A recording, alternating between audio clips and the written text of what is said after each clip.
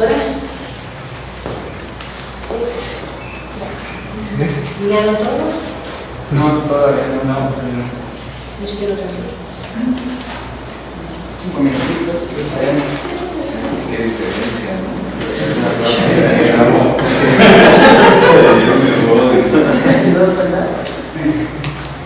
Nada más un cuarto de hora.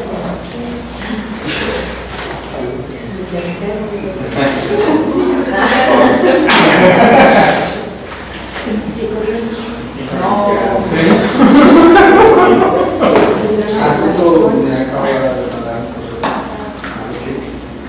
Siempre hay dos de esos. Dos perspectivas. Sí. Sigan hablando los demás. ¿Qué pasa? Dice Fernando del espacio. ¿Dónde? ¿Aquí? En la unidad de Aquí. En la unidad de posgrado. ¿Cómo se llega? la ruta 3.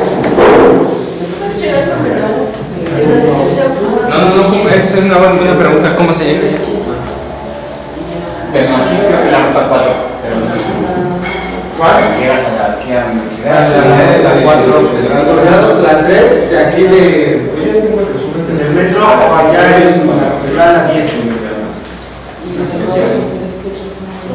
Pero es más seguro la de aquí. ¿La 3? ¿Y entonces quién pasa la hora? Sí. Ya hay un horario especial en la mañana. Sí, porque al principio pasaban la... Sí. Los chavos se criaban.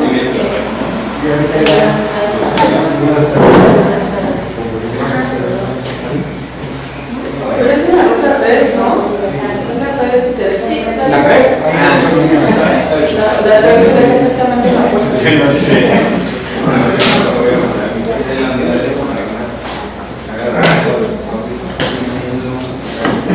Te quería para el lunes también. Entonces el lunes hacen la unidad de posgrado. ¿A qué hora? ¿Cómo llega? Sí, bueno, si quieres, acaba de eso. Mira, espérame, en el Puma tomas la ruta 3 y te dejas exactamente en la puerta. ¿Y en qué salón? Hasta aquí, pero. Oye, el miércoles te va a tocar allá también con... No. Pero sí, ¿por qué no los paso por aquí enfrente? Es que soy muy disperso. En las cuatro Voy a caer después de Voltaire y ya. Sí, es todo. Que se queda cerrado.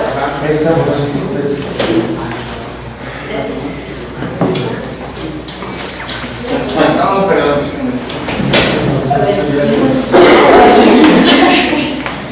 ¿ya estamos completos? ¿Cómo se puede hacer? Sí.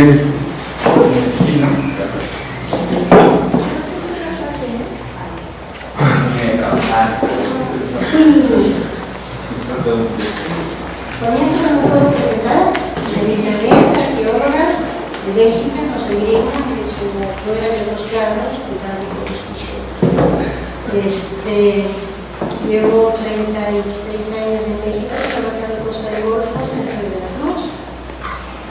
Quiero que les diera esa introducción a la arqueología, pero disculpa a los arqueólogos, por si se aburren, espero que los otros pasen de la famosa introducción que les voy a dar.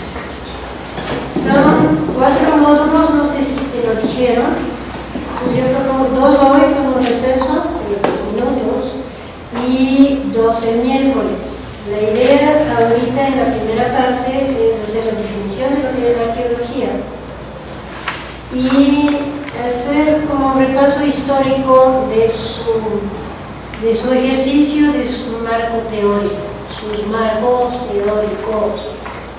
Hay muchas teorías de la arqueología.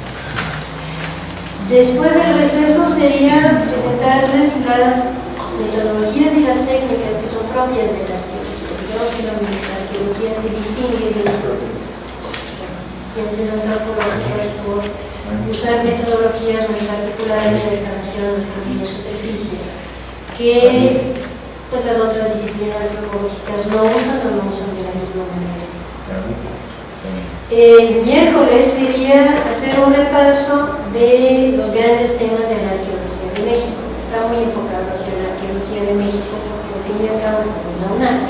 La ley orgánica decide de que nuestra prioridad debe ser la resolución de los problemas nacionales.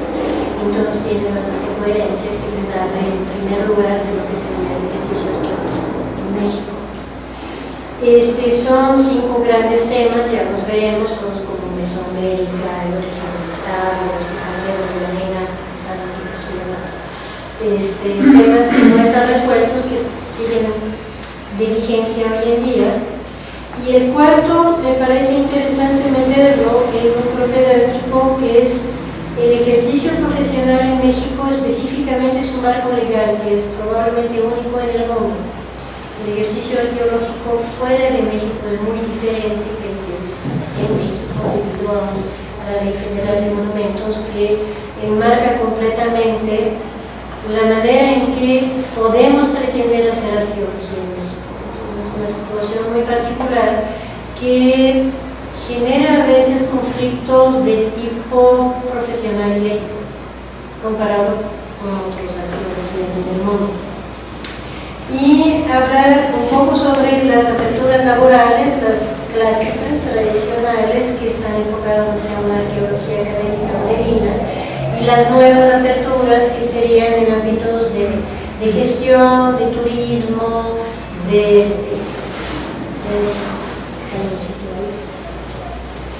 sobre las posibilidades que hay siendo arqueólogo.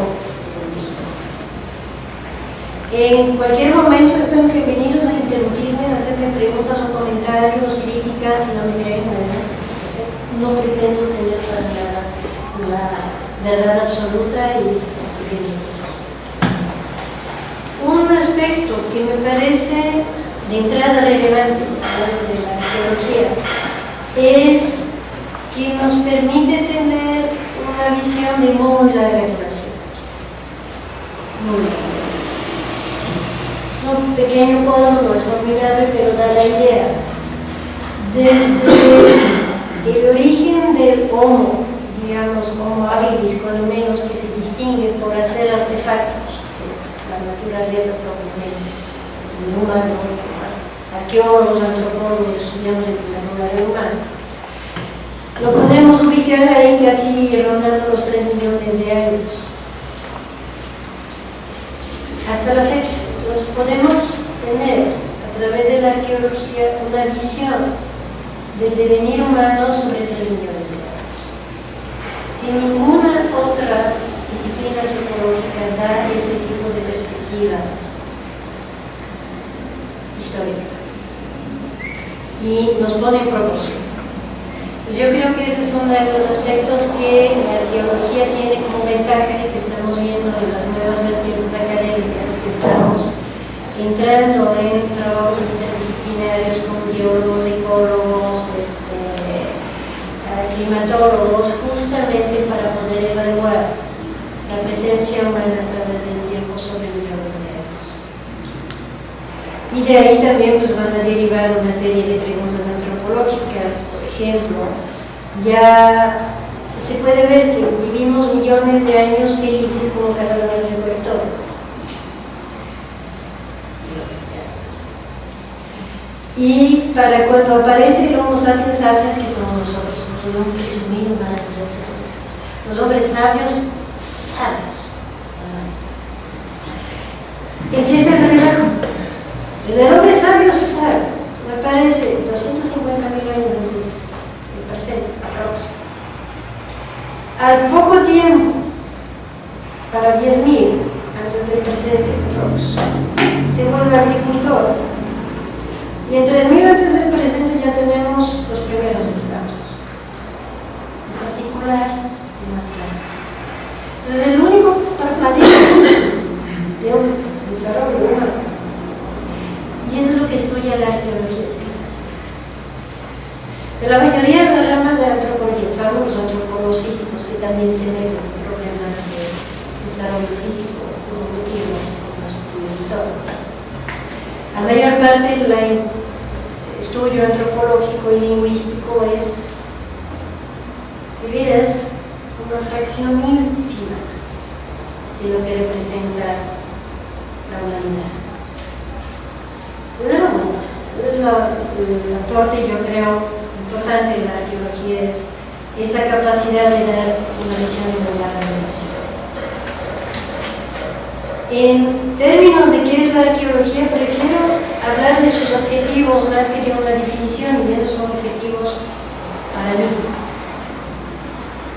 Entender el desarrollo humano en el tiempo y el espacio a través de los vestigios materiales que hallamos. Es sencillo, pero hay muchas palabras operativas. Uno es desarrollo humano. Nunca estudiamos el humano en un momento, en un solo momento de su ser, de su devenir. El hombre siempre está en transformación. Sencillamente, del día a día nos transformamos. Entonces, igual, el hombre como grupo social, el hombre como sociedad, el hombre como ser histórico está en devenir. Entonces, tiene que analizar, estudiar eso. En el tiempo y el espacio también es importante. La unicidad del hombre no está dada. Hay muchas culturas y en la época posmoderna, después de haber buscado las leyes del comportamiento humano, estamos otra vez buscando el por qué las culturas son diferentes, por qué se desarrollan diferentes, por qué entran en conflicto, cómo resuelven los conflictos. Entonces, todos esos son resultados de procesos que se dan en tiempos y espacios particulares. Hay que entender lo que está pasando en tiempo y espacio. Muy operativo para la arqueología a través de los vestigios materiales. Generalmente ya no nos queda la gente, la muerte. No nos repele, no estamos aquí. Nos tenemos bien tranquilitos en cajitas,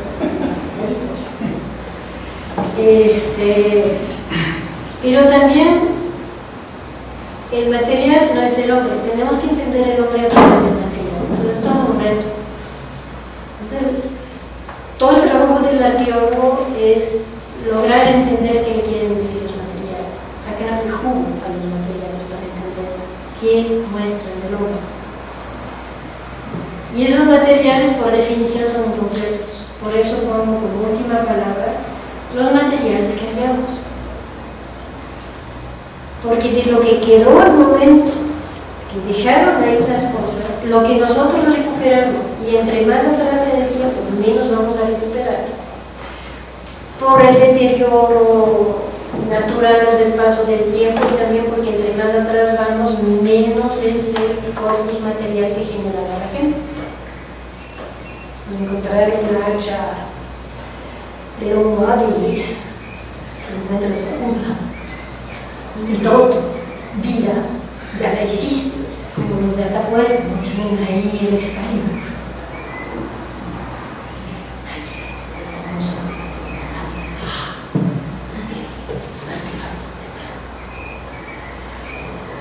Y hoy en día, pues, tenemos la arqueología de la basura, que son millones de toneladas de materiales, que nos dicen muchísimo sobre nuestra forma de ser. Entonces, lo bueno que el hombre generalmente es un tipo sucio. Dejamos desechos, y esos desechos los destruimos nosotros. Si el humano fuera limpio, la arqueología no tenía sentido. No podríamos hacer. Entonces, materiales.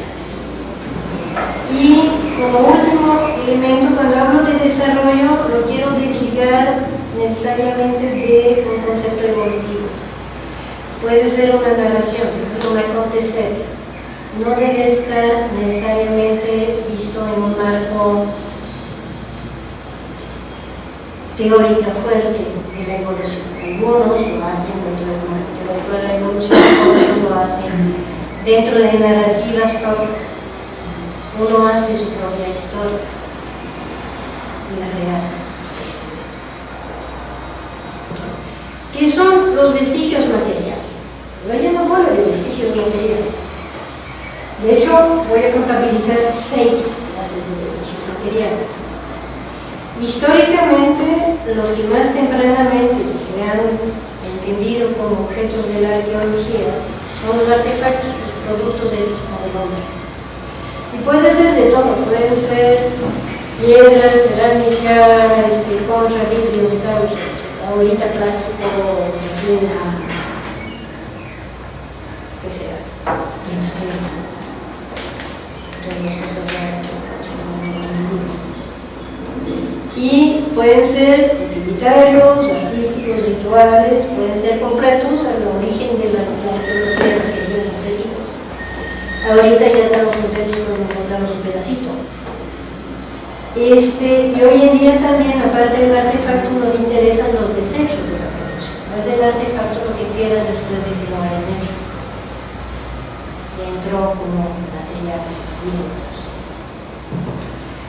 Segunda categoría, más antigua en el proceso de la arqueología o la historia de la arqueología, son todos los elementos referentes a la vivienda, a la arquitectura.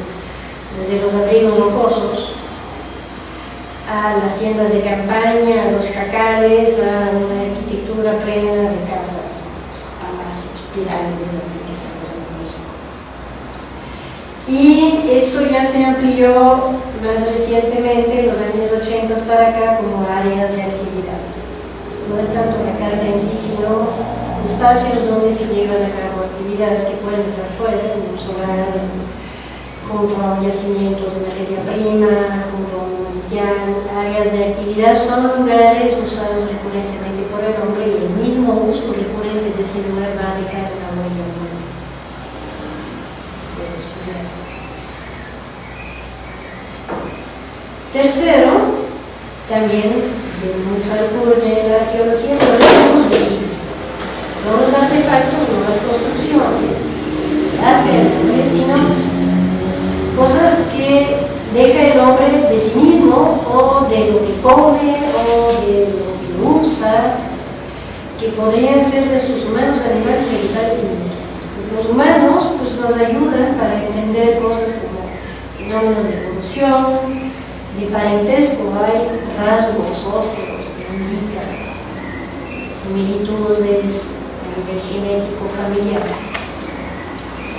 Se puede estudiar esperanza de vida, no lo del seguro, sino ya la esperanza de vida real sobre el momento de muerte de los individuos, indicadores de salud. Se recibió buena alimentación cuando era chamaco, se continuó a recibir buena alimentación si se mudó, migró, cosas así. Traumas, obviamente, fracturas soldadas y fracturas no soldadas, ya quedó ahí. Desgastes o patologías de trabajo, de producción de elementos. El textil tiende a desgastar los dientes porque si no hay tijeritas de metal, puedes pegarle un dientazo y al ratito ya tu comida quedó bien chato. DNA es una nueva vertiente, pero ya permite saber, por ejemplo, filiaciones o género en el caso de niños, que antes no se podía estudiar. Lógicamente un niño no se diferencia de una niña, pero por DNA sí. Una es XX y otra es XY. Eso desde que nace. Pues, si está bien conservado el DNA, incluso en infantes ya se comienza a ver el género. Lesiones de animales, pues puede ser de todo, uso alimenticio, ritual, puede haber de todo también. Mamíferos, reptiles, aves, peces, crustáceos, insectos no tanto, porque pues, no acostumbramos buscarlos, pero en principio deberían estar. Vegetales, igual que los animales, de usos de alimentos rituales, y minerales, por ejemplo, capas de cenizas o algo que se puede reconocer que son evidencias directas de ocupación o presencia. Esos serían, digamos, los objetos tradicionales de la arqueología. Los sitios que encontramos ahí en la joya. Ven bien cómo apagamos la luz. Un poquito. Para que no tengan los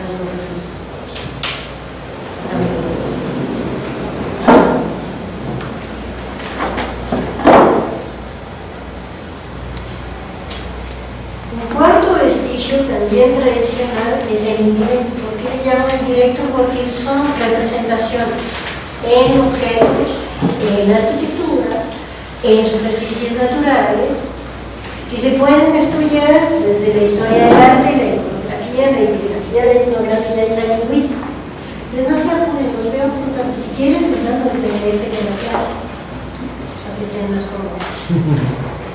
sus emails y le mando el PDF de la clase.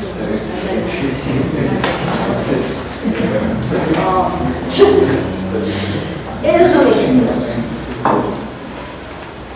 que han preocupado a arqueólogos desde hace mucho tiempo. Puede ser desde pinturas rupestres hasta cosas para en vasijas, iconografía de Code Maya o códices mixtecos. Todo eso nos da un mundo de información sobre cómo el hombre se representa a sí mismo y se narra a sí mismo. También, muchos son discursos de poder, evidentemente.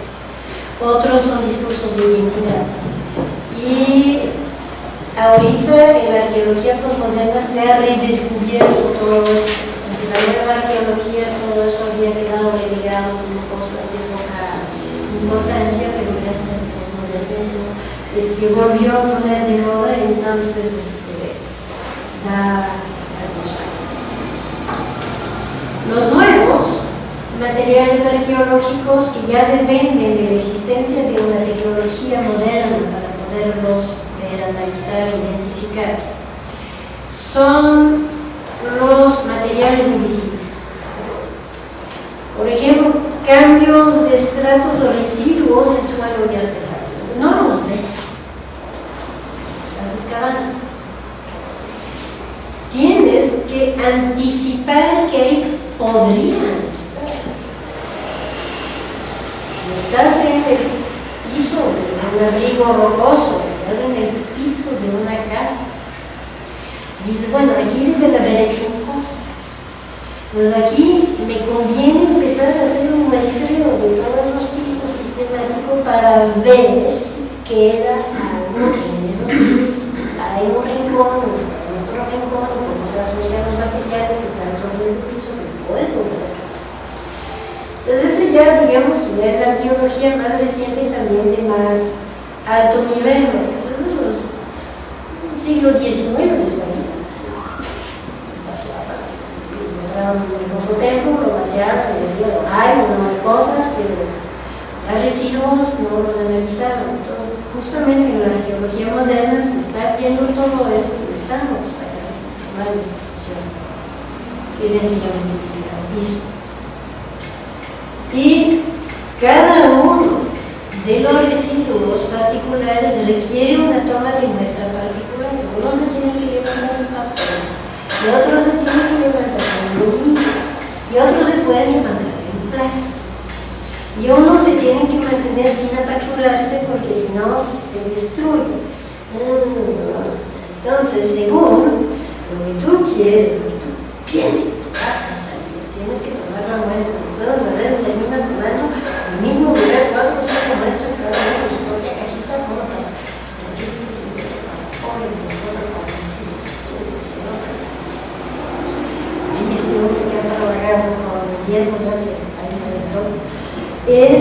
puede ser una santa flojera, requiere un sistema de registro muy minucioso, requiere todo un equipo de laboratorio, requiere mucho más dinero para revisar los materiales y mucho más tiempo para revisar información, pero que pasa mucho más rico. Nos ha estado cambiando mucho la forma de hacer arqueología a través de ese potencial que la tecnología y las ciencias duras nos están ofreciendo para entender más cosas de vestigios arqueológicos. Por ejemplo, les puse algunos ejemplos para que sirve para lo que se puede averiguar.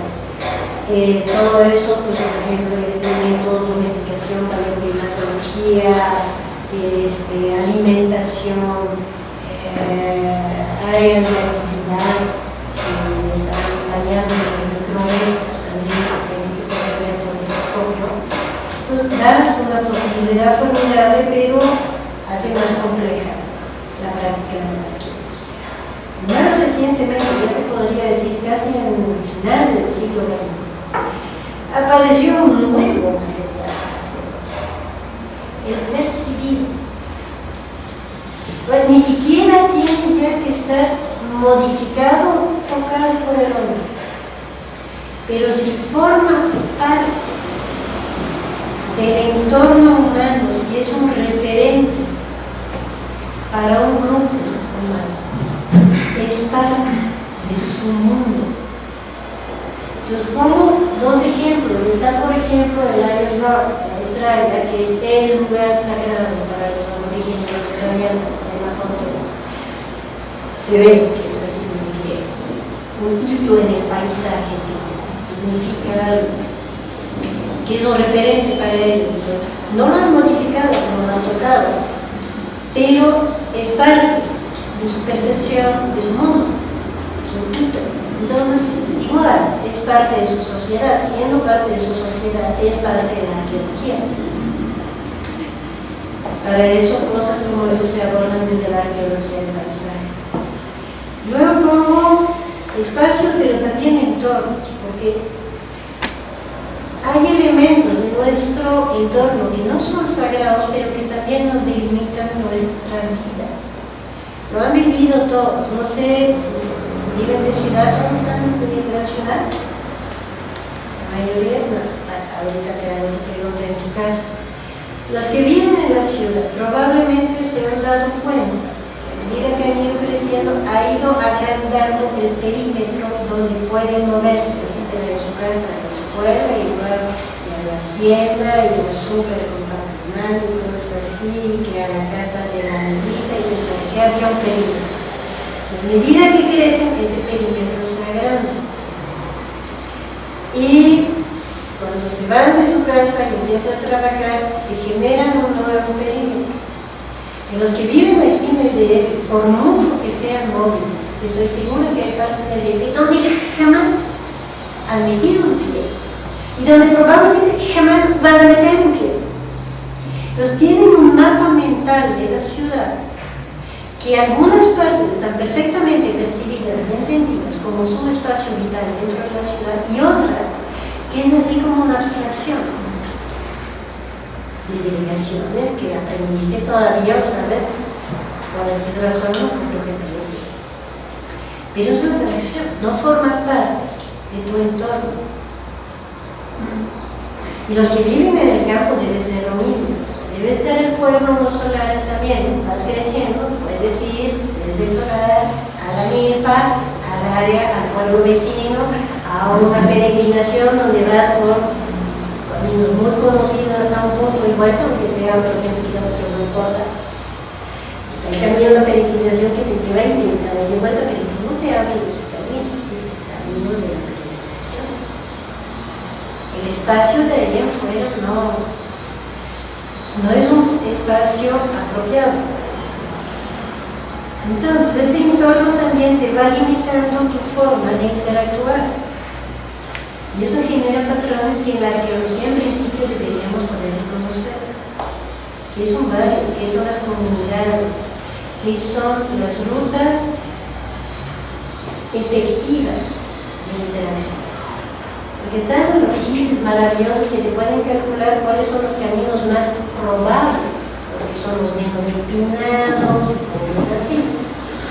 Una cosa es el camino probable y otra cosa es el camino percibido, el que formó parte del entorno vivido de las gentes.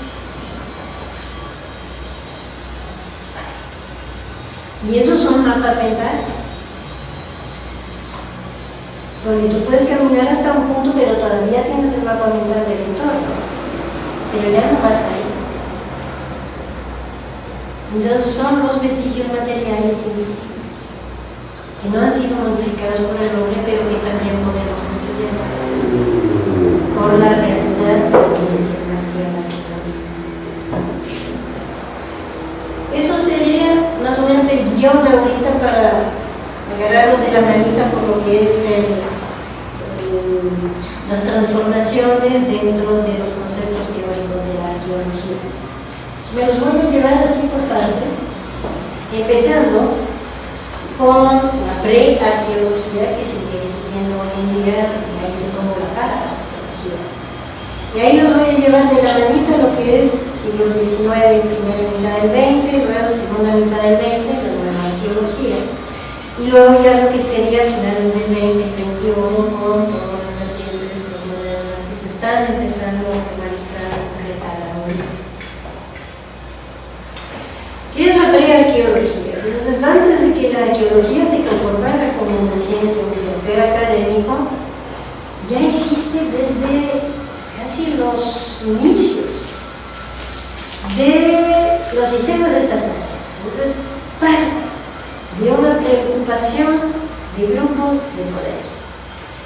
Tenemos el caso allá muy bonito de quien reconoce el pedazo ese de piedra, hay un poquito de arqueología universal. La imagen superior izquierda, el tipo sentado y el otro enfrente. ¿Alguien reconoce eso?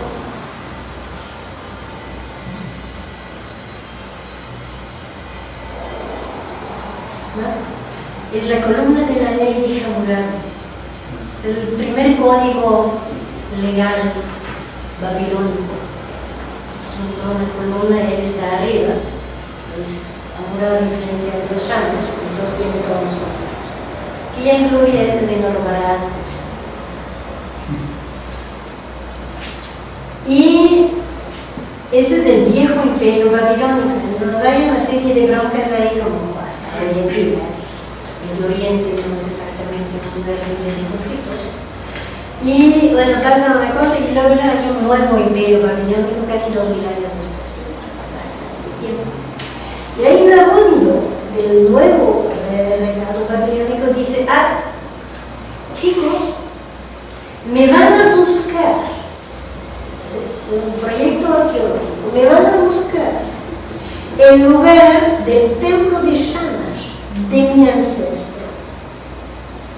Y ahí yo voy a volver a construir ese templo para autoconsagrar. Entonces, y van, proyecto arqueológico, bueno, empiezan a hacer investigación, los señores esos ahí van, buscan las fuentes, dicen, no, pues el templo de los Shamash de hace 1200 años, 200 años. Lo van, lo buscan, excavan y encuentran la piedra de fundación, que sigue siendo escrito en babilónico, los cuneiformes, lo pueden leer. Es un proyecto arqueológico, con la cita es pagaría. Tienen una hipótesis de trabajo, hacen un trabajo de antecedentes, van, excavan y encuentran lo que dijeron que iban a encontrar y lo comprueban. Eso sí se ganaron su gana. ¿Y para qué? Para que el rey pudiera autolegitimarse, brincando los siglos para hacer el vínculo con el gran Japón, soberano más prestigioso del viejo imperio babilónico. No nomás en el viejo mundo, lo tenemos con los chinos también, pero bueno, eso necesito meterme más con lo de México, lo vemos en Templo Mayor, está aquí en el centro, junto a la catedral. Los que no conocen el museo les recomiendo el muy bonito museo. Y encontraron ahí ofrendas de consagración que contenían materiales, órdenes y teotihuacanos. Entonces, los aztecas también, igual que Nabónido, me van a buscar materiales de los ancestros. Y esos tíos se clavan parejo a los olmecas del Golfo y a los teotihuacanos. Los teotihuacanos ya sabíamos, porque ellos se iban a consagrar en la cueva de Juan de la Piedra del Sol. Pero los olmecas de veras desaparecieron. Los mismos aztecas les reconocían su prestigio. Iban y saquean, o excavan. Según el punto de vista de cada quien. Traen de vuelta esas piezas para ponerlas en la ofrenda de consagración del templo más sagrado.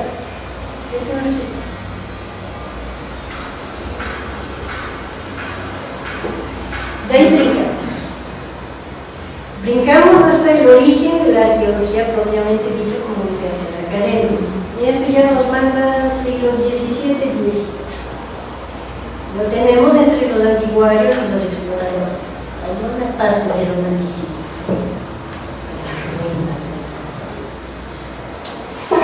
Pero la relación con el poder sigue muy fuerte. La arqueología siempre ha estado, para su desgracia, académica, para sus ventajas económicas, pero para su desgracia académica, siempre muy ligada al discurso de política y de me parece una. Lo vemos en el siglo XVIII, como los nuevos centros de poder, grandes centros imperiales, Inglaterra, Holanda, Prusia, el Sacro Imperio Germánico con sede en Viena y París, están sistemáticamente saqueando lo que es la cuna de la civilización occidental. El mundo mediterráneo, Grecia, Roma, Egipto. Y se clavan las cosas y se los ponen en supermuseos. Pero son verdaderamente reclamos políticos de ser ellos ahora los centros de civilización. Ya no es seguridad. El sagrado, después de su gran auge en el periodo clásico, se reclama de la antigua Grecia y Roma, pero se traen la antigua Grecia y Roma a sus capitales. Y por mucho que estén echando el grito al cielo, no lo dicen.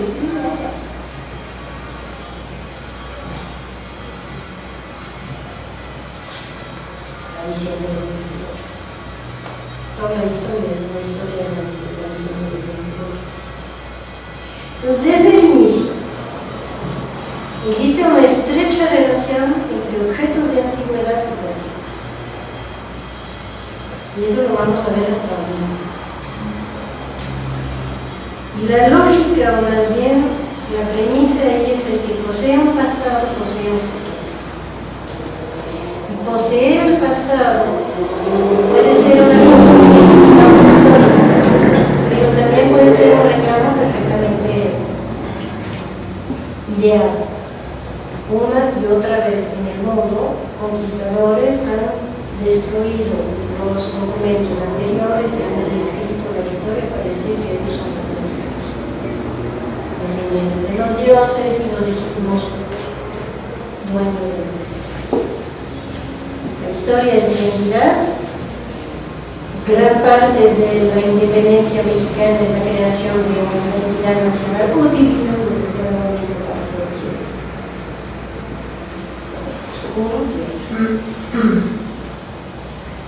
Entonces la historia como narrativa sería así, regularmente.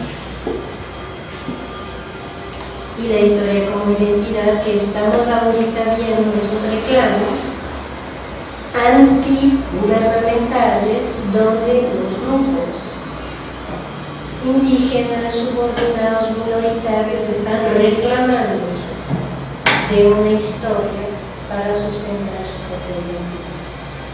No estamos viendo en todas las cosas. El término de arqueología es muy antiguo, ya remonta a la antigüedad clásica, con Hipias en el siglo V a.C. en Grecia. Digamos, habían inventado muchas cosas. Arcaios-logía, de arcaios, viejo, y logía, conocimiento, conocimiento de lo viejo. Pero Hipias no se pone a excavar. Más bien es así como una reflexión filosófica, para eso no. La sombrita de las torres, como el bonito de las aceitunas.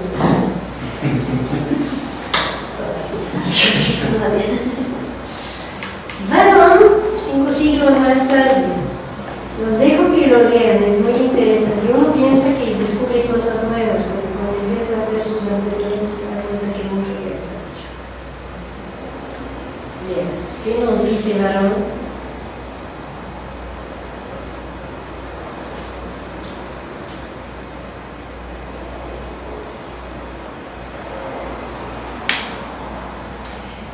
Podría estar en Marx a poco. Esa es la fuente original de la rústica. Básicamente lo que nos propone aquí es una secuencia de cazadores, agricultores, escritores para llegar a la sociedad pública. Ser distribuido todo el ministerio. Y aparte, él también después propone una secuencia tecnológica porque ya observó que los más tempranos tienen herramientas de piedra y ya luego los de bronce. Porque cuando uno lee la Ilíada y la Odisea, esos libros usan bronce. Mi espada de bronce se rompió, pero se la voy a llevar con el bronce no rompe. El hierro no se rompe, el bronce sí. Ahí la ventaja revolucionaria del hierro sobre el bronce. Le pegas un trancazo con uno de hierro, se le dobla, no importa, lo endereza, y sigue estudiando. El bronce no, el bronce se rompe, hay que volverlo a fundir. Y tenemos claramente el concepto de evolución tecnológica y social del humano por etapas hacia un estadio superior. El tipo es Darwin antes de la letra. Para que vean que Montclair luego ya descubrió la gran novedad, pero eso lo dijo siglo I antes de Cristo. El medievo, en términos epistemológicos, nos mete en una situación difícil para los arqueólogos. Se reclaman de la herencia romana, porque también se reclaman de Roma, el cristianismo surge de Roma. Pero lo transforma. Roma cae, la que era como una Roma, y lo que continúa, los padres de la iglesia siguen, pero marca la visión creacionista. Dios crea el mundo hace 6.000 años. Y después, 2000 años después, porque se portaron mal, les manda el diluvio y lo único que sobrevive es sus hijos y sus mujeres. Entonces no descendemos de Adán y Eva, descendemos de Noé. Entonces, dentro de esa visión, no puede haber nada antes de 6.000 años. Si acaso antes del diluvio, nada antes. Cumplir todo. Lo más viejo es el antediluvio. Y vamos a ver cómo trabajos científicos se refieren a objetos visibles tallados como objetos antediluvianos. Parece que son viejos, pero creacionistamente correctos. Con el Renacimiento empezamos a levantar otra vez, empezamos a tener un renuevo en el estudio de los textos romanos y griegos, las inscripciones, hay que inscribieron mármol, derecha, izquierda, toda esa gente que mantener ocupada todavía bastantes grafistas. Monedas, las numismáticas, muy interesante, poco trabajada en México, por lo mismo de que la numismática viene como los españoles, pero el viejo mundo es un la topografía histórica a partir de la cartografía antigua, sigue siendo una fuente de información muy interesante. Y desarrolla la crítica histórica, la dinámica de los textos para saber quién lo escribe, por qué lo escribe, cuándo lo escribe. Y los casos ya como categoría la antigüedad, de preferencia objetos completos y completos. Empieza a ver como que esta percepción de la estética, de lo artista. El Renacimiento es cuando vuelve a surgir el artista nombrado. La historia clásica, el literario, tiene un Fidias, tiene un Praxiteles, grandes artistas. En el medievo no. En el medievo la identidad del artista está oculta ante la imagen, no puede trascender. En el Renacimiento regresamos al valor del individuo y del artista individual, que verá entre todas las Leonardo da Vinci.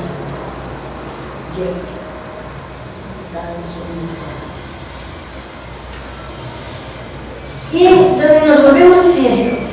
Es después, siglos XVII y XVIII, con la Ilustración. Gracias a la lectura de los antiguos, regresamos al racionalismo.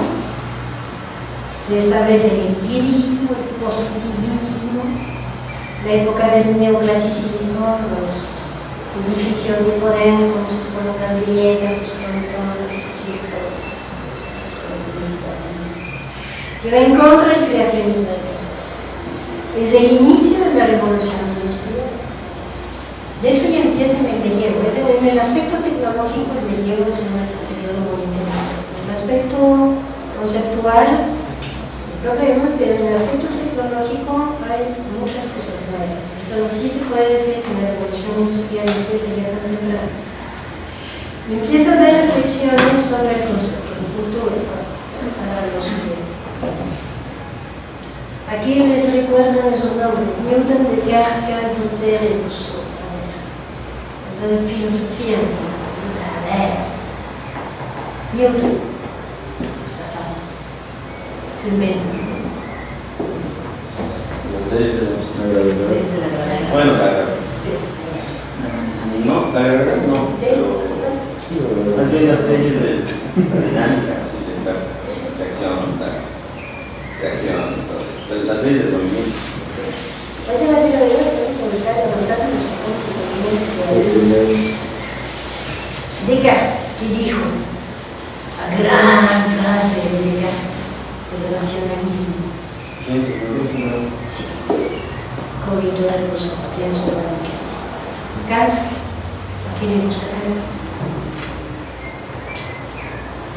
Bueno, él. También son nosotros en Kant, No, pues él funda así una buena parte del pensamiento. Él tiene una corriente que es el pensamiento práctico, digamos, pragmático, porque todo lo hace por ejemplo la tecnología en sentido práctico o cosas así, pero bueno, su aportación pues, es una aportación a las formas del conocimiento. Entonces él habla de innovación, ¿cómo lo llaman? ¿El mundo que percibimos es el mundo real? No, dice que es la cosa sensible. El problema del episteme, lo que vemos es el arquetipo remonta también al arquetipo platónico. Lo que vemos es el concepto. Buscamos el concepto que hay atrás de lo que pensamos ver.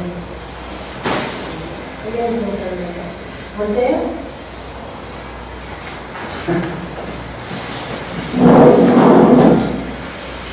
Profundador del despotismo ilustrado. La monarquía pura y dura ilustrada. ¿Y Rousseau? ¿Su opuesto? Contrato social. Sí. ¿Qué es el contrato social? Que los seres humanos son buenos por naturaleza, pero que deben pactar con otros hombres para que funcione su realidad, debido a que el derecho que quieren pueda atentar con el de otros. Por lo tanto, necesitan un convenio común para que puedan existir en sociedad. Son los principios contractuales políticos del Estado de Derecho moderno. Sí, pero más allá es también el hecho de que la sociedad humana se organiza por consenso, mientras un Voltaire es por imposición, coerción. Hay un déspota que pone orden en el relajo que es el humano, desde el régimen. Todos son esas ideas que van a permear las teorías antropológicas del siglo XIX.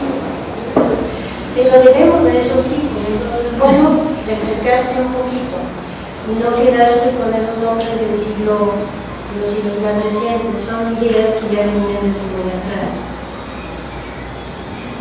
En términos del concepto de la cultura, les propongo que se lean una propuesta de Deleuze en 1752 para que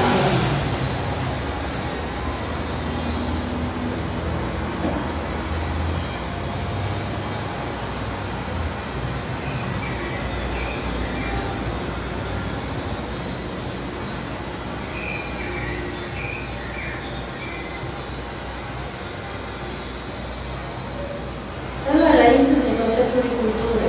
La cultura es propia de cierto grupo, de ciertos grupos que se opone a otros, pero dentro de cada cultura hay variaciones. ¿Cómo establecemos variaciones? ¿A partir de qué momento una variación es suficientemente grande para decir que estamos en otra cultura, en el espacio y en el tiempo? Nos vamos a pasar la vida a los arqueólogos y sumarnos a cosas. Eso nos lleva al segundo momento. Todo lo anterior ya llegó a que pudiéramos empezar a hablar verdaderamente de la arqueología. Se vuelve una rama formal de estudios universitarios en el siglo XVIII. De escuelas, facultades, publicaciones, congresos. Y se hace en Europa. Siglo XVIII no hay muchas cosas fuera dentro de la mentalidad occidental.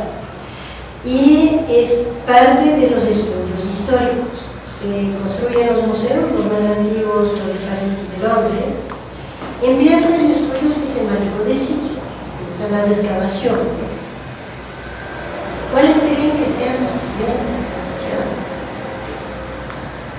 Sistematizadas. Ya. Extensivas. Porque siempre hace una excavación. Viene el menos de los contaste, ¿no? Y el excava ahí los montes. Ese es muy bonito. Ese es un libro en inglés. Y obviamente el que hace las excavaciones más tempranas es en inglés. Pero no es cierto.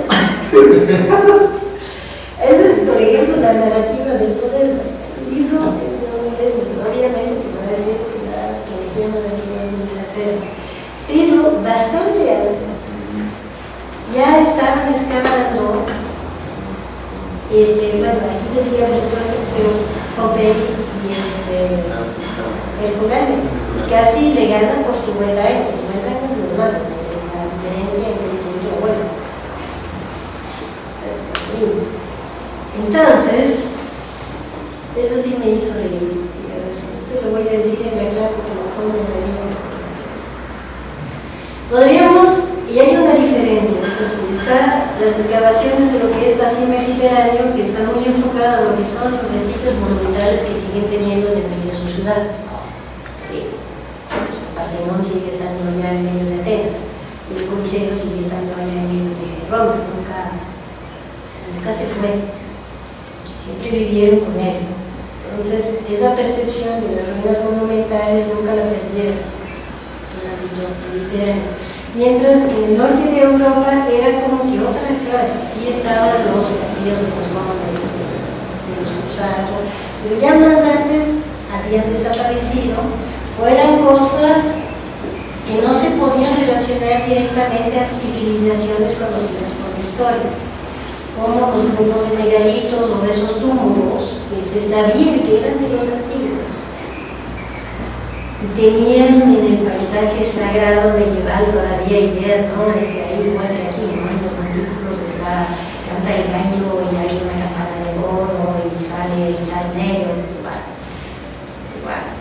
Son cosas así que saben que hay cosas importantes ahí, pero no las habían excavado y habían encontrado piedras, trabajos agrícolas o de minería, encontraron piezas de diluviantes, aquí la tienen, en plena mitad del siglo XIX, todavía hablan de objetos.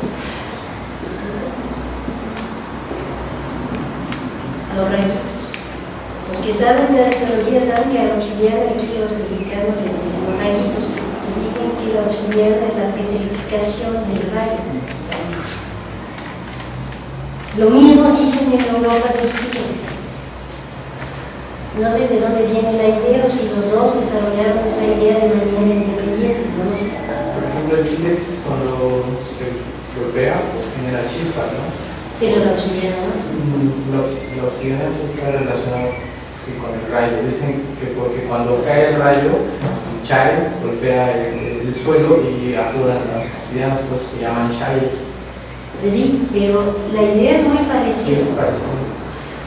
Yo no sé si a lo mejor hay otras lógicas por detrás, pero es muy raro que a las piezas talladas le digan años en otras partes del mundo. Esas son las excavaciones más antiguas. Por aquí tienen 1738 y 1750.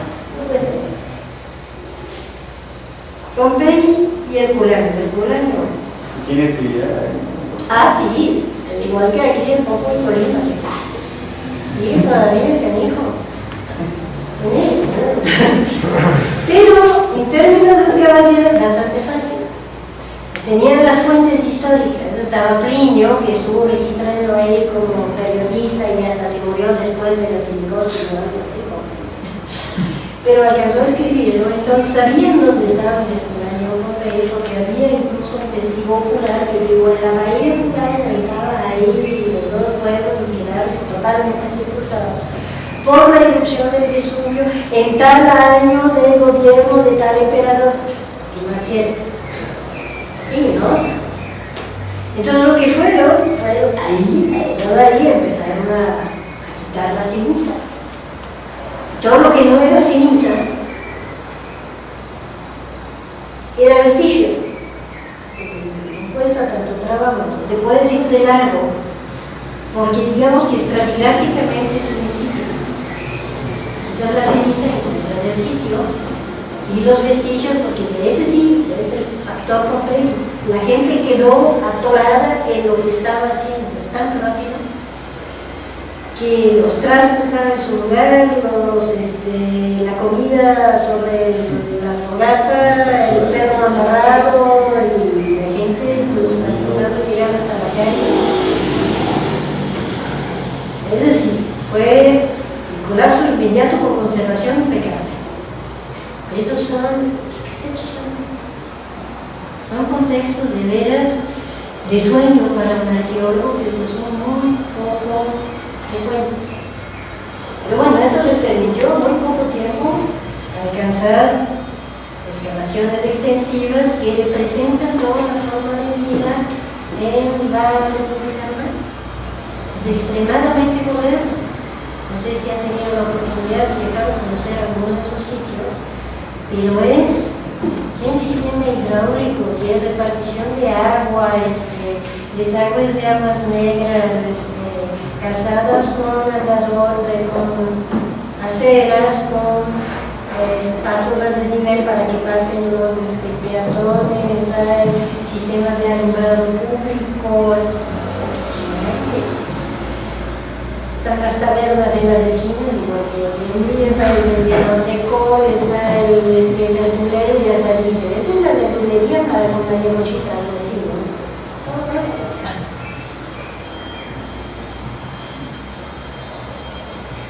La otra, inmediatamente después, casi, finales de 1700, es la Comisión de Ciencias y Artes de Napoleón, que va a venir a conquistar a Egipto y se trae ahí sus lingüistas, sus arqueólogos, sus historiadores, árabes. Ya está famoso, ahí el tipo se para encima de las pirámides de Egipto, debajo de esas pirámides, 30 siglos,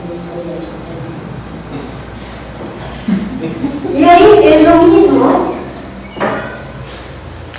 ¿Qué pierde? Encuentras eso bajo las arenas del desierto, lo único que haces es agarrar tu escoba y limpias. Y lo enderezas tantito. Y queda como nuevo. Y a veces bueno, yo puedo creer que Renshaw dice que casi no son cercas, pero no dejan de ser las primeras excavaciones extensivas que muestran sistemas sociales casi funcionando y retacados de información. Y la segunda suerte que tuvo Bonaparte en esta expedición es encontrar esa cosa, la piedra de los palos. Esa es suerte, es vital, no es cosa que la encontrar. ¿Y si sabe lo que es? ¿Quién sabe lo que es la piedra de los palos? Un texto bilingüe. Bueno, bilingüe.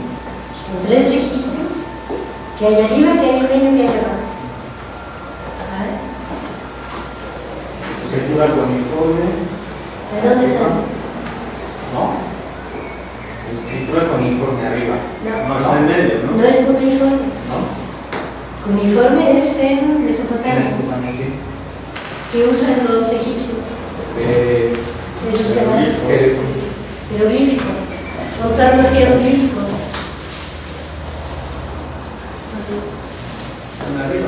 Arriba. ¿Y qué hay abajo? Griego. De ahí en medio. Griego ático, ¿no? Griego de Un griego clásico, probablemente ático. demótico. El demótico es la forma cursiva del jeroglífico, es lo abreviado.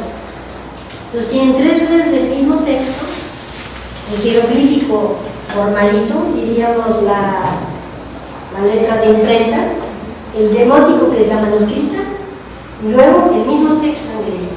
Y eso abrió las puertas para entender qué dicen todas esas caracteres que hay ahí. Pues ya hay unas epigrafías donde dijimos que hay los egipcios. Escriben sobre todo las tareas, sobre todo los papas.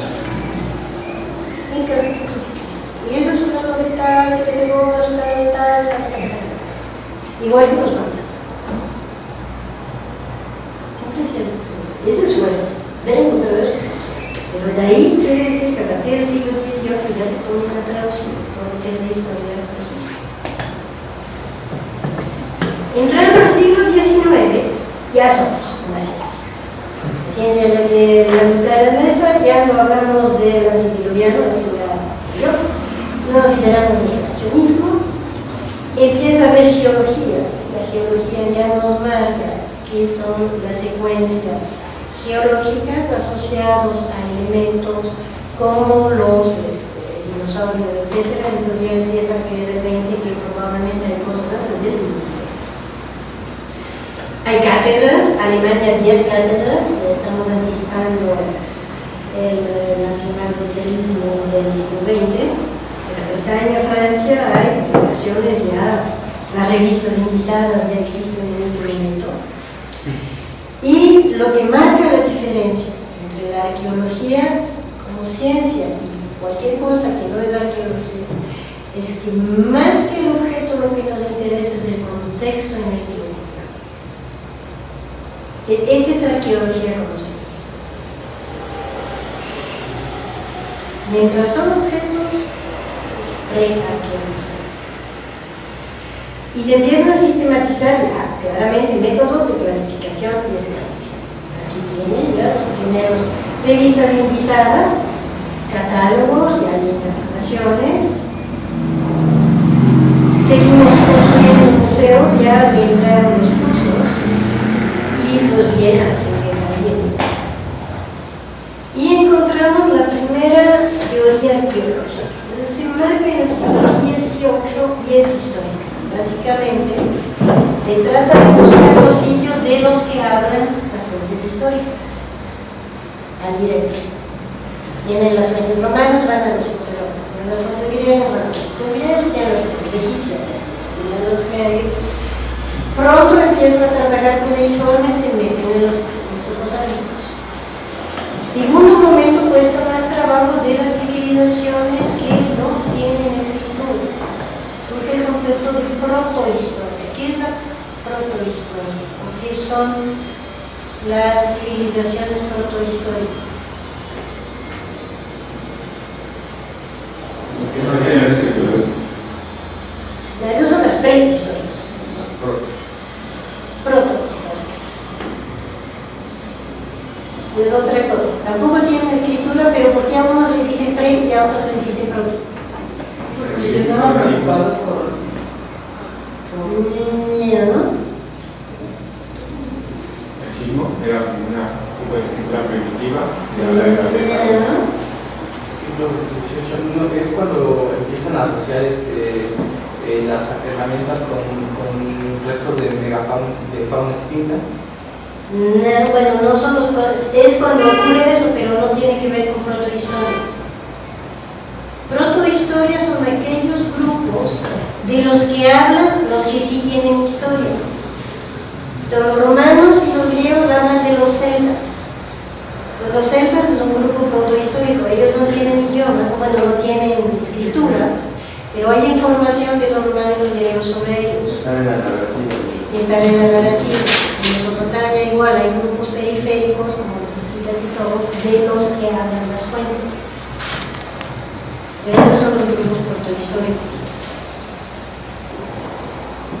Entonces tenemos todo lo que parte de la historia pura y dura de textos y epigrafía y la lingüística. Son todos los estudios lingüísticos, empiezan a formarse las familias indoeuropeas, quién sabe qué. Y los conceptos de cultura y civilización. Civilización siendo aquellas culturas que tienen escritura.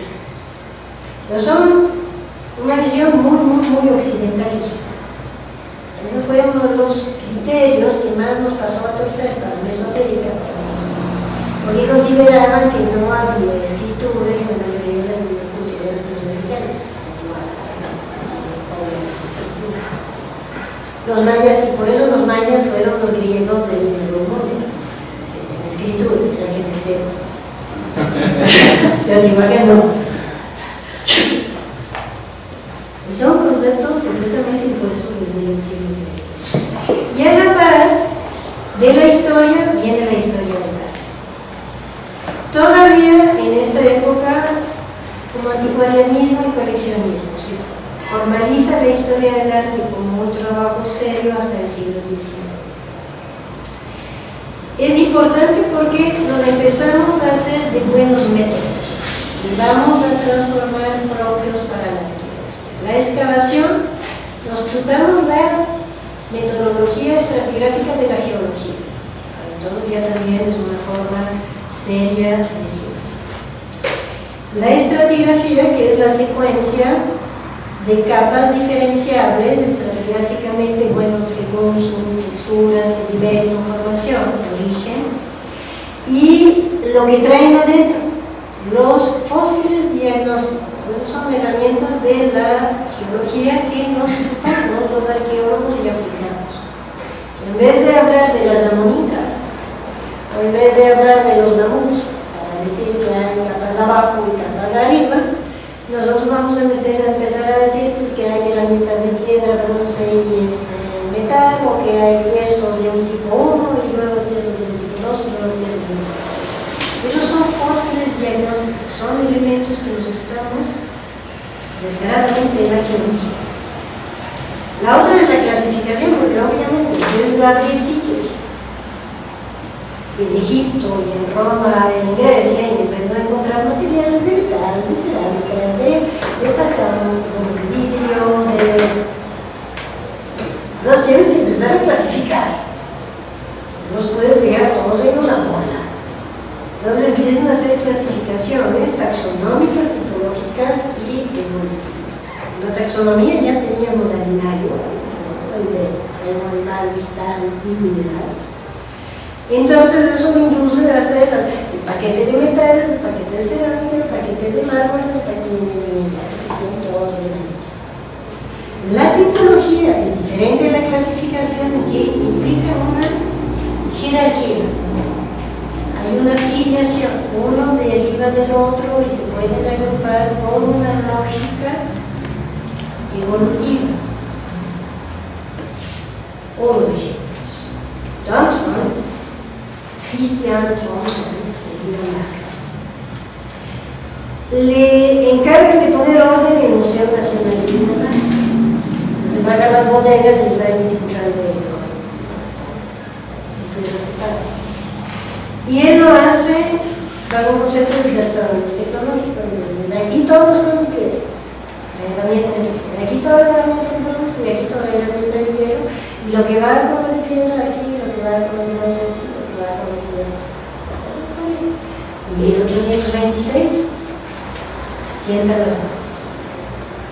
Y él ya está utilizando conceptos de contexto, de asociación.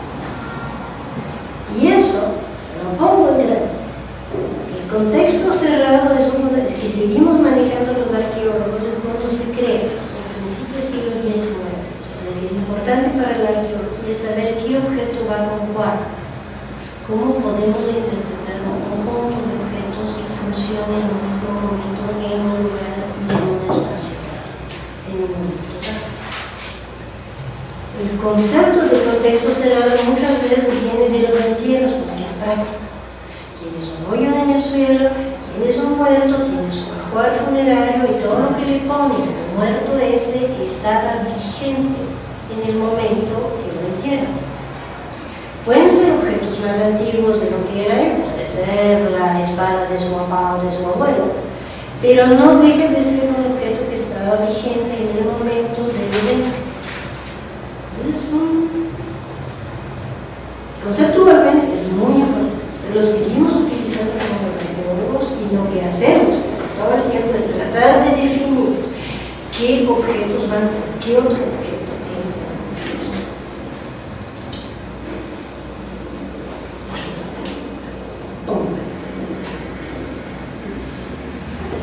Y para eso hay que ver, es muy importante una excavación que hubo allá en Suiza, alrededor del lago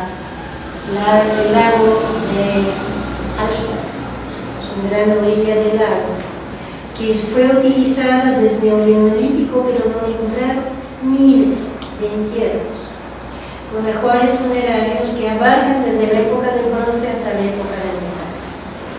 Estudiaron un montón de contextos cerrados, de donde pudieron ver las transformaciones en el acuario. Tenemos los registros de planta y los registros de perfil. Ya es un quehacer muy arqueológico, se registra cómo están las cosas desde arriba, como se ve desde arriba, en vertical, y cómo se ve desde un corte. Los pies están aquí tenemos otro, aquí está el primero con sus piezas y un nuevo nivel y el cuerpo de los cuerpos.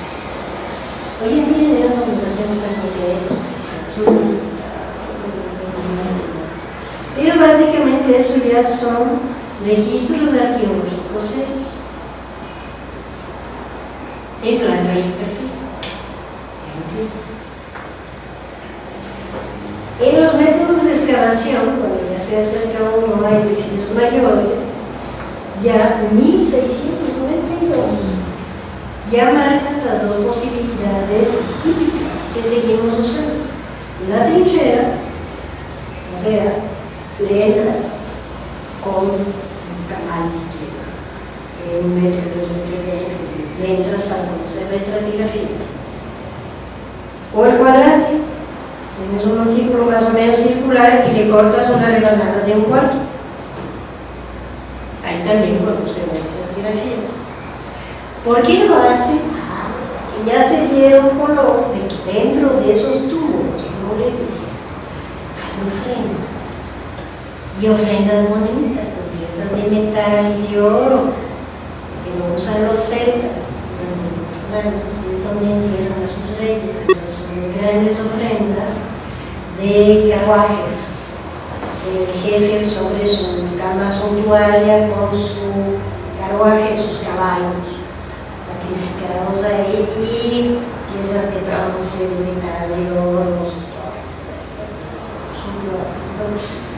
les gusta pasajearlos. Luego ya empezamos, por ejemplo, con los pozos estratigráficos. Es un trabajo también, mediados del siglo XIX, muy de tipo geológico, donde se van marcando los daños dentro de la estratigrafía y la asociación con los materiales.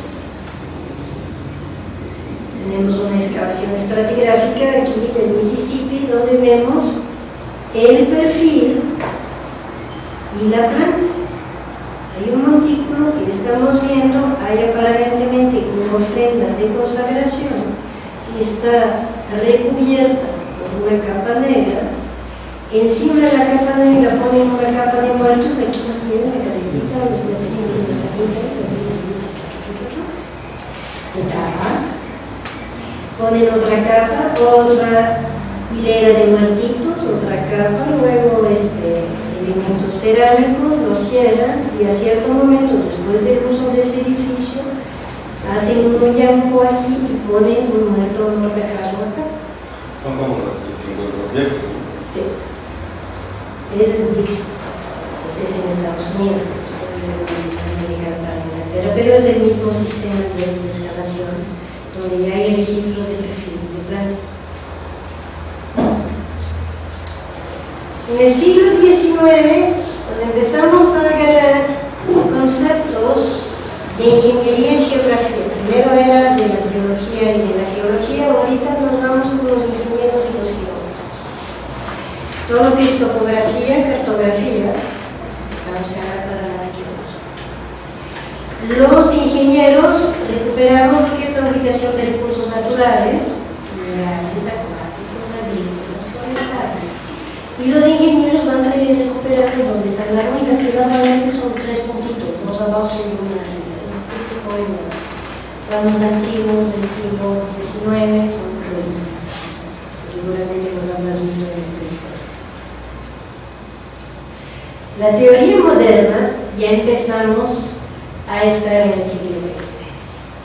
La historia cultural se formula a partir de lo que es la historia propiamente dicho, los juicios que no elaboran, y es donde refiere que la historia no necesariamente debe ser de las grandes figuras, pero la historia cultural es entender el marco, el contexto cultural en términos de forma de vida, arquitectura, expresión artística, producción económica, política, es todo eso, la historia cultural. ¿Cuáles son los rasgos diagnósticos de cada cultura?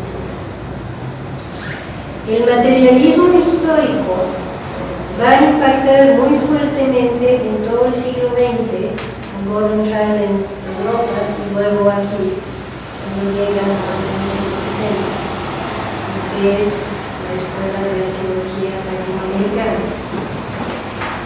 Y es justamente un concepto muy evolucionista de la transformación histórica y unilineal.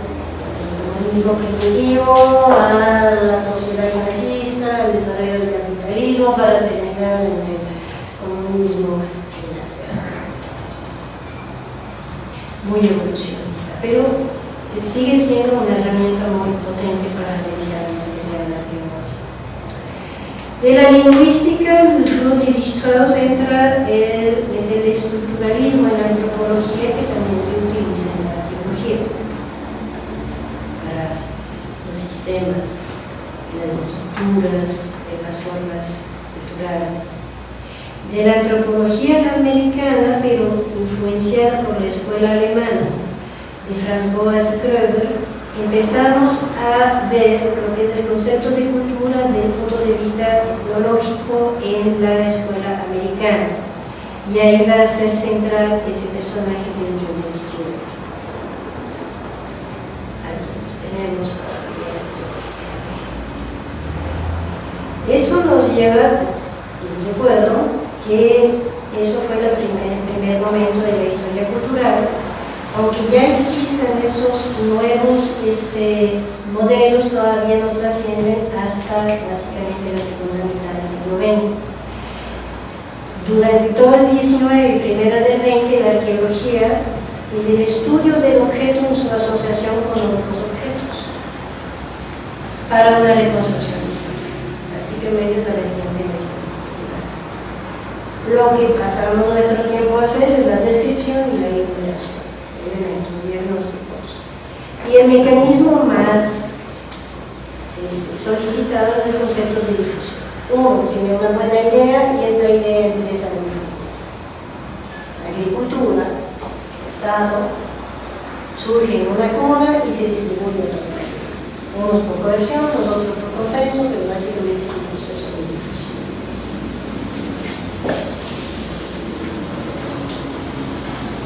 Aquí les repito, historia cultural. Cultura se define por una asociación recurrente de artefactos diagnósticos. O sea, es la cultura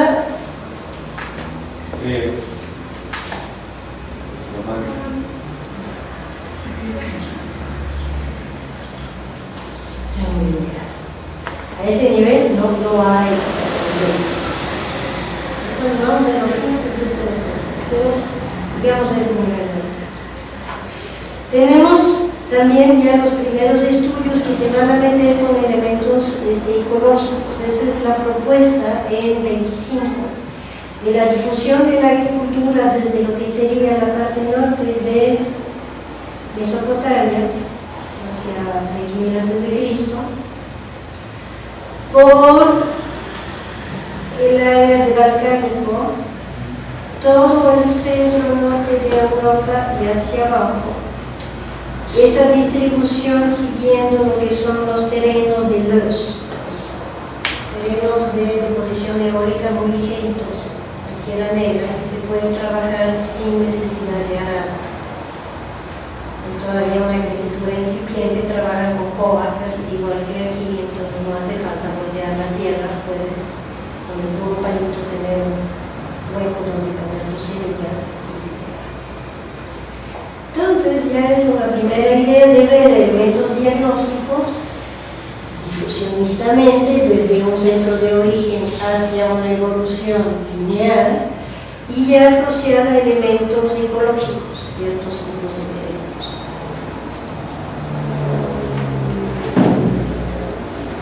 Da para la segunda mitad del siglo XX el cambio a la ecología cultural. La historia cultural tiene como epistema el concepto histórico, la arte o historia pura. Utiliza teorías como el evolucionismo, el materialismo histórico, los tenemos con Schreiber. Y la biología, nos la chutamos de la metodología de la biología y la geología. A partir, justo después de la Segunda Guerra Mundial, empieza a haber otro marco teórico que es la ecología cultural. Se vuelve determinista. Y a ese momento el concepto es que si la arqueología es una ciencia que puede determinar el comportamiento, las reglas, las leyes. Seguimos usando el materialismo histórico y los conceptos antropológicos y la herramienta más potente que tenemos del patrón de asentamiento que viene de base de la ecología. Empezamos no a definir cuáles son las diferencias entre culturas, sino a buscar similitudes. Tenemos el objeto, seguimos con el principio del objeto, pero en el contexto general, ya no solamente objeto con objeto, sino objeto con objetos con medio ambiente, en una región, en otros grupos. Vamos ampliando la vista.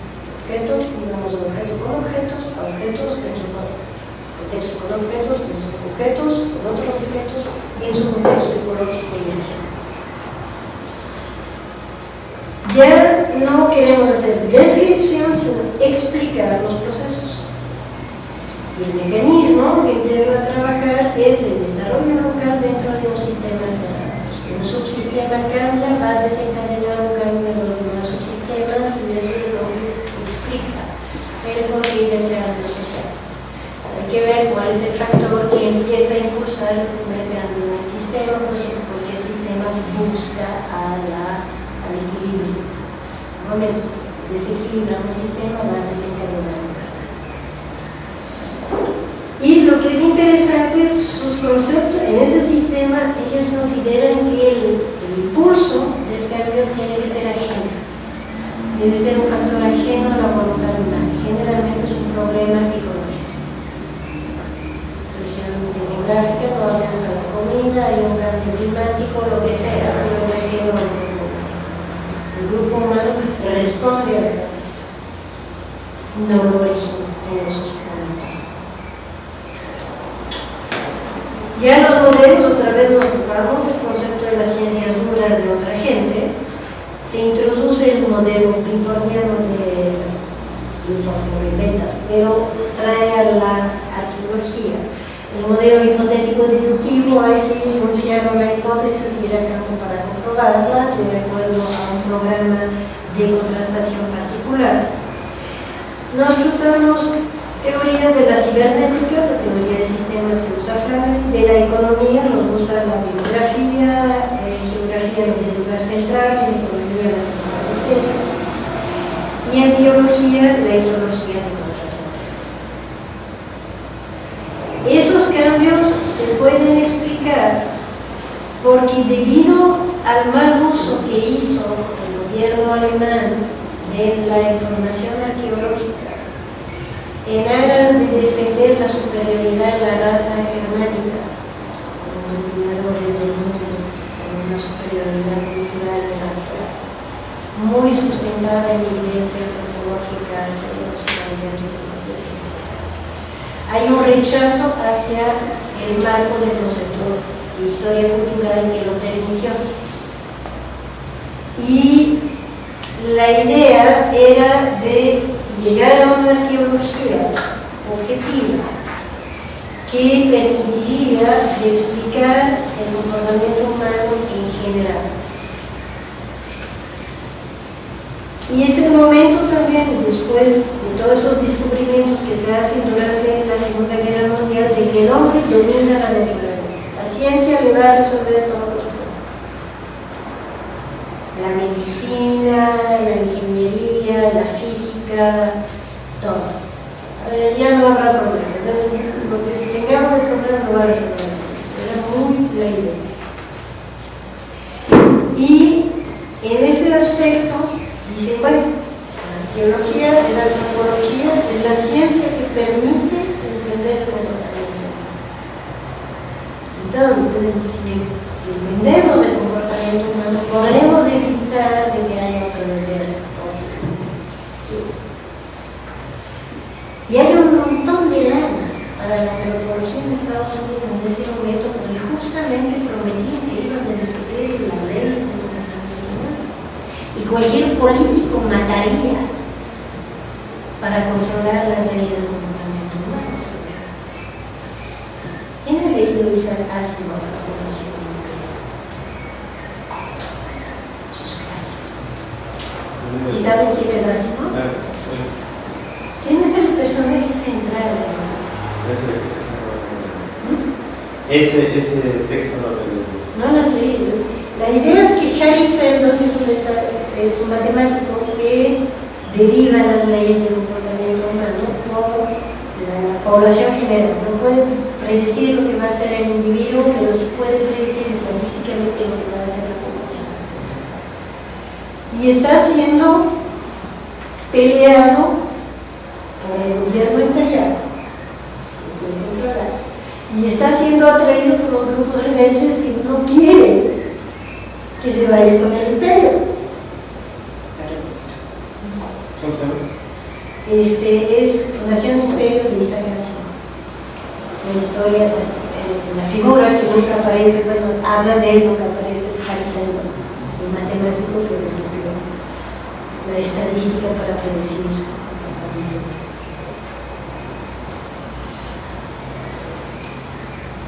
La ecología cultural empieza a ver justamente lo que les decía, la serie de objetos en su distribución editorial. Ese es un plano para un asentamiento, Valle de México, Teotihuacán acá. Nosotros andamos por acá, y todos los asentamientos que hay en torno a Teotihuacán en la época justo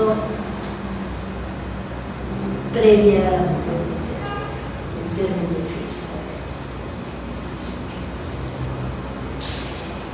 Empiezan también con la nueva arqueología, aparte de buscar las leyes, a aplicar nuevas técnicas que son los muestreos significativos. Entra la estadística con Simon. Y de manera a poder hacer predicciones estadísticamente válidas. Por ejemplo, ya tienes tu área de recorrido y no tienes ni el tiempo ni el dinero de hacerlo todo, entonces tengo una superficie aquí, X, y quiero, estadísticamente, si tengo una muestra de 20%, el resultado va a ser significativo para anticipar lo que voy a encontrar en el resto. Entonces, ¿cómo voy a escoger las áreas de recorrido para cumplir esos 20%? Hay muchas maneras. Por tanto, menú. Y ese es uno de los ejemplos. Transectos angostos. Okay. ¿Los quiero aleatorios o los quiero estratificados? ¿Qué es un transecto? Bueno, un transecto tiene una superficie, ponte que le quepan, aquí 100 transectos y les tienes que poner 20. 100 transectos que le caben a tu territorio, acá los 20 es el 20%. ¿Dónde los pongo? Aleatorios, ¿cómo lo hago? Los transectos están numerados de 1 a 100. Los cuadritos están numerados de 1 a 100. ¿cómo vas a, de manera aleatoria, definir 20? Tiras el dado. Necesitas un dado de 100, entonces. Sí, pues muestro que con las calculadoras te fijes un Sí, número hay calculadoras que te hacen números aleatorios, número de 1 a 100, un poco como la lotería. Te juega con las bolitas y pum, te escupe una. Es aleatorio. Entonces, le metes 100 bolitas a la lotería, y pides los primeros 20. Esos son tus transactos. Si tú tienes transactos 1, 3, 4, 5, 6, 7, te da eso. En principio, esos 20% estadísticamente deberían ser representativos, pero luego te pones a pensar. Tengo una parte de sierra y tengo una parte de bajo. Si lo hago aleatoriamente, a lo mejor mis 20 van a caer en el bajo. Y no voy a saber nada de la sierra. Entonces empiezas a jugar con tu tipo. Entonces, bueno, si tengo 50% de sierra, 50% de bajo, voy a hacer un muestreo a 20% estratificado. Entonces, 10 los voy a querer en sierra y 10 los voy a querer en bajo. Pero dentro de esas dos áreas las voy a manejar aleatoriamente, pero ya estoy seguro. Voy a tener una muestra de la sierra y una muestra del bajo. Ese es un muestreo estratificado. Entonces, en vez de hacer una vez la lotería, hacer 2 veces la lotería. Esos son procedimientos típicos de la nueva arqueología para optimizar recursos. Quiero poner trabajo bajo el supuesto que la estadística te garantiza que tus datos van a ser significativos. Ese es el pequeño problema. Pero, termino con una ciencia, es lo que dice la ciencia. Y luego, aquí abajo, una imagen de sistemas. Ya tienes tu patrón de asentamiento, tienes un sitio grande, varios sitios más chiquitos que están en torno, otros sitios que están en ámbitos ecológicos distintos, que en vez de estar en la planicie costera están pegados a la laguna salina o de plano en la laguna, donde los materiales son diferentes. En los de los sitios tienes materiales domésticos, en los de los estuarios tienes materiales de producción de sal o tienes materiales de pescadores. Tengo varios tipos de asentamiento. Tengo un asentamiento grande que tiene materiales importados donde hay montículos más grandes, es el jefe. Alrededor tengo mis campesinos que están en medio de siembra, y aquí tengo campamentos estacionarios de producción especializados. Entonces puedes empezar a hacer flechitas sobre el sistema de interacción entre todos estos. Entonces, eso es un sistema derivado del patrón de asentamiento asociado a los elementos asociados dentro del castillo. ¿Cómo empezamos? ¿Cuál es la aportación de la nueva arqueología? Busca explicar procesos y no solo describir desarrollos. Exige que enunciemos claramente las premisas sobre las que uno se basa. Ya no puede ser implícito. Muy importante de ubicar la escala de su investigación. Y esa ventaja que les va para todos, no nomás para la arqueología. La escala para arqueología puede ir del área de actividad hasta organización interregional. Tú debes saber a qué nivel estás trabajando y qué tan representativo es lo que estás estudiando en términos de alcanzar una generalización. Eso les va para todos, que sean arqueólogos o no lo sé. ¿A qué nivel están estudiando? Están estudiando individuos, están estudiando grupos, están estudiando sociedades. Y la muestra que estudian, ¿qué tan relevante es para alcanzar a hacer una generalización? ¿Qué tan trascendente es su investigación? ¿Hasta dónde da? Entonces, no es importante que sea grande o chico. No todo tiene que ser grande, puede ser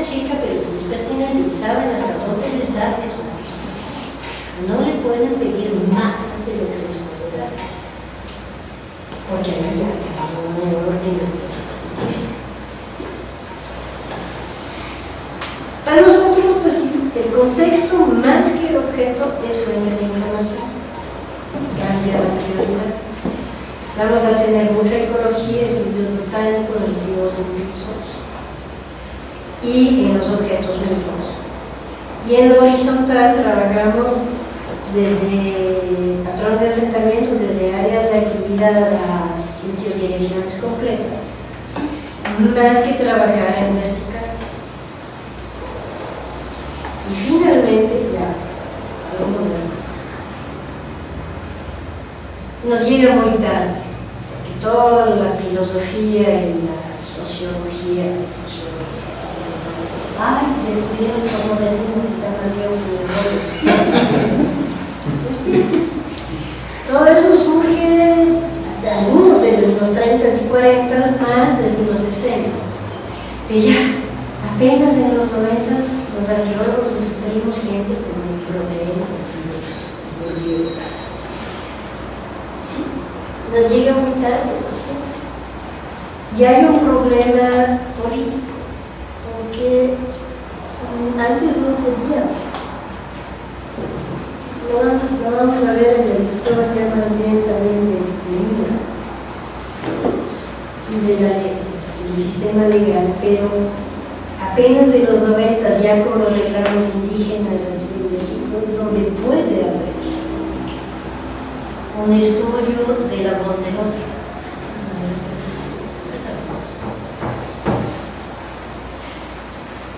El poder, la inteligencia. Entonces ya para el siglo XXI no es tanto el objeto ni el contexto que analizamos, sino nuestra percepción del contexto. Cuando nos ponemos en tela de juicio a nosotros mismos, ¿qué es lo que veo? ¿Qué es lo que percibo? ¿Qué puedo decir?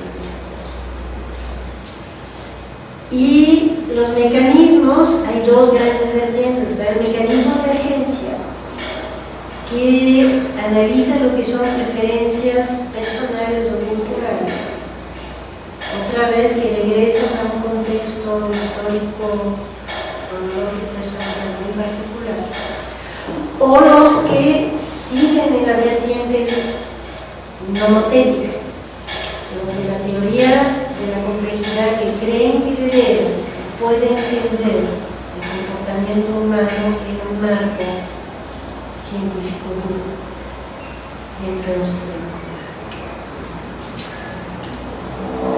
Dos grandes opciones. Ya es para terminar el primer módulo, hay dos tradiciones, la europea y la americana. La europea, que es la más antigua, es histórica, es diacrónica, es empírica y empírica. La americana es antropológica, ahistórica, no busca mucho el desarrollo diacrónico. Es muy nomotética, pretende establecer leyes, deductiva y es mucho más. La europea es muy fuerte en lo que sería, aparte de Europa, obviamente también los países asiáticos, incluso gran parte del contingente de arqueólogos mexicanos siguen siendo históricos culturales. Pero la americana igual tiene mucha vigencia en América Latina y se ven las dos tradiciones aquí en México. Cuando yo llegué de Europa me pareció muy interesante. Yo hice una primera tesis de historia cultural de Coyhaique sobre la tipología cerámica de Tres Pozos dentro de una región del centro de Veracruz, cerámica de Coyhaique. Y luego me chuté una segunda tesis aquí de antropología, de patrón de asentamiento, de orientación sociopolítica, que es totalmente distinta. Son dos vertientes que se combinan muy bonito. No son opuestas. Y aquí la ventaja de México, como entrar en estas dos vertientes, está ese juego. No tienes que ser de uno o del otro. Estados Unidos está mucho más limitados en ese aspecto. Básicamente ya es la manera en que pensamos. Nos pasamos la vida buscando similitudes y diferencias entre materiales. De ahí ordenándonos, de ahí hacemos propuestas de interpretación que generalmente pueden ir sobre vertientes de difusión, evolución o convergencia, y de ahí nos regresamos a los materiales porque seguimos analizando. Es un ciclo permanente. ¿Qué es la convergencia? Es el hecho que en varios lugares del mundo pueden aparecer cosas parecidas que no tengan nada que ver con una con otra. Son desarrollos independientes que llegan a productos similares. Las pirámides de Egipto no tienen nada que ver con las pirámides de Mesoamérica, ni en el tiempo, ni en el espacio, ni en el océano. O hay cerámicas, que se parecen en la forma, el tamaño o con la función, pero que no tienen nada que ver. Son desarrollos independientes humanos. La evolución puede ser la evolución tecnológica, puede ser cultural, puede ser física, pero todo eso puede ser bastante obvio, porque seguimos viendo la evolución de un para otro. Y la difusión es cuando hay elementos de una cultura A que aparecen en la cultura B. Y sigue ocurriendo. Basta con ver la invasión de la Coca-Cola en lo que son las sociedades del resto del mundo. Podremos dentro de 1000 años o 2000 años tener Coca-Colas que van a ver toda la distribución y difusión de las Coca-Colas de por el mundo, hasta que ya llegaron a Rusia y a China en el siglo XX y en el siglo XX.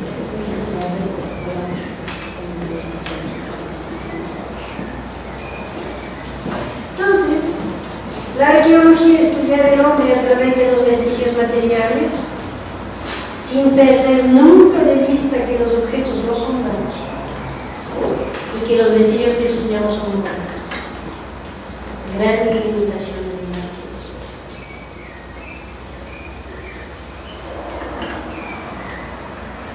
Un rápido resumen.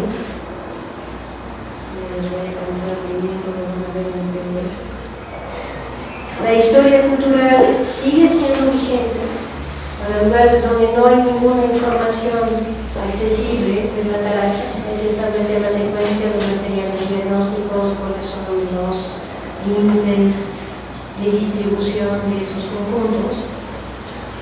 La ecología cultural, la nueva arqueología, que es objetivista, positivista, es muy bueno para trabajar en aspectos de límites ecológicos y en sistemas sociopolíticos y económicos. Sigue siendo muy potente para evaluar.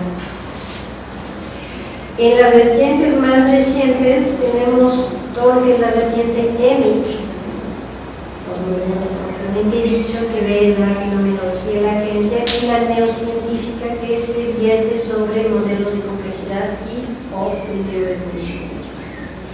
Y una nueva vertiente totalmente fresca ahorita, que es ya la gestión.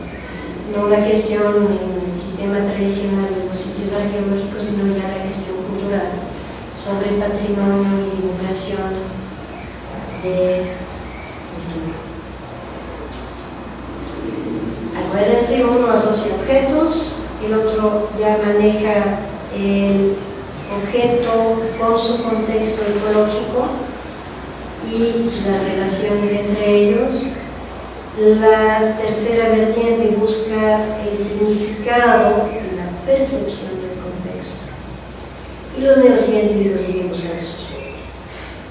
Son modelos complementarios. No les voy a decir que una teoría sea mejor que la otra. Todo depende de qué es lo que pregunta.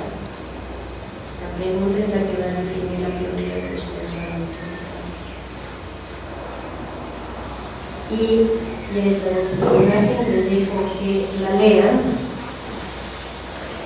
No nomás es para una investigación arqueológica, pero cuando menos es para una investigación arqueológica.